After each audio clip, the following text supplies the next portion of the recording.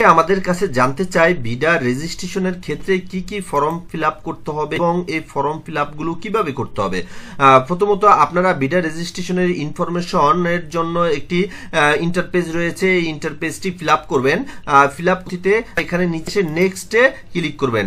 এখানে চলে এসেছে পরবর্তী নেক্সট পেজ চলে এসেছে লিস্ট অফ ডাইরেক্টর। এই লিস্ট অফ ডাইরেক্টর যেহেতু এটি একটি লিমিটেড কোম্পানি, এখানে লিস্ট অফ ডাইরেক্টরের পেজটি ফিল আপ করবেন। ফিল আপ করার পরে আপনারা আবার এখানে নিচে এসে নেক্সটে চলে যাবেন। নেক্সটে চলে গেলে এখানে হচ্ছে যে মেশিনারি যে তথ্য থাকে, আপনার লোকালি মেশিন ক্রয় করতে পারেন কিংবা ইম্পোর্ট করতে পারেন, মেশিনারি লিস্টের ইনফরমেশনগুলো সঠিকভাবে ফিল আপ করবেন। তার পরবর্তীতে হচ্ছে অ্যাটাচমেন্ট, অর্থাৎ আপনি যেই বিডা রেজিস্ট্রেশনের জন্য অ্যাপ্লাই করেছেন তার জন্য যে ডকুমেন্টসগুলো আপনাকে অবশ্যই অ্যাটাচমেন্টে দিতে হবে তার ইনফরমেশনগুলো আপনারা এখানে অ্যাটাচমেন্টে দিবেন।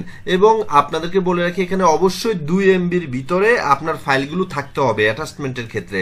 এবং এখানে নিচে এসে নেক্সটে গেলে আপনারা পরবর্তী পেজে আপনারা ডিক্লারেশন, অর্থাৎ আপনি যে বিডা রেজিস্ট্রেশনের ক্ষেত্রে বিডা রেজিস্ট্রেশনের জন্য যে আপনি অ্যাপ্লাই করেছেন, যা তথ্যগুলো আপনি দিয়েছেন এগুলো সবই অবশ্যই ঠিক আছে কিনা এটা ডিক্লার দিবেন। ডিক্লার দেওয়ার পরে নেক্সট পেজে যাবেন।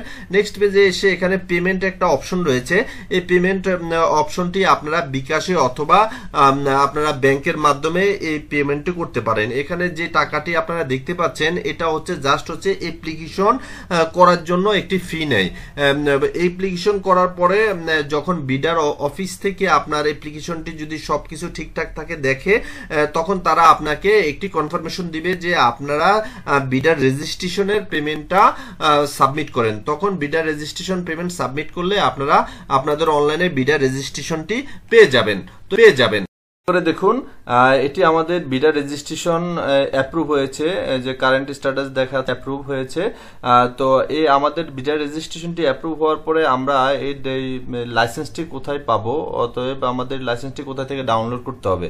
তো এখানে লেখা আছে দেখেন ডাউনলোড অ্যাপ্রুভাল কপি এবং list of director and machineries. তো আমরা ডাউনলোড অ্যাপ্রুভাল কপিতে ক্লিক করলে আমরা বিডার রেজিস্ট্রেশনটি আমরা পেয়ে যাব। বিডার রেজিস্ট্রেশনটি দেখতে এরকম, বিডার সার্টিফিকেটটি এটা মূলত 4 জুন 2025 আমরা লাইসেন্সটি পেয়েছি। আর বিডার রেজিস্ট্রেশন নাম্বারটি হচ্ছে L দিয়ে একটি সংখ্যা এবং লাস্টে M থাকে। তো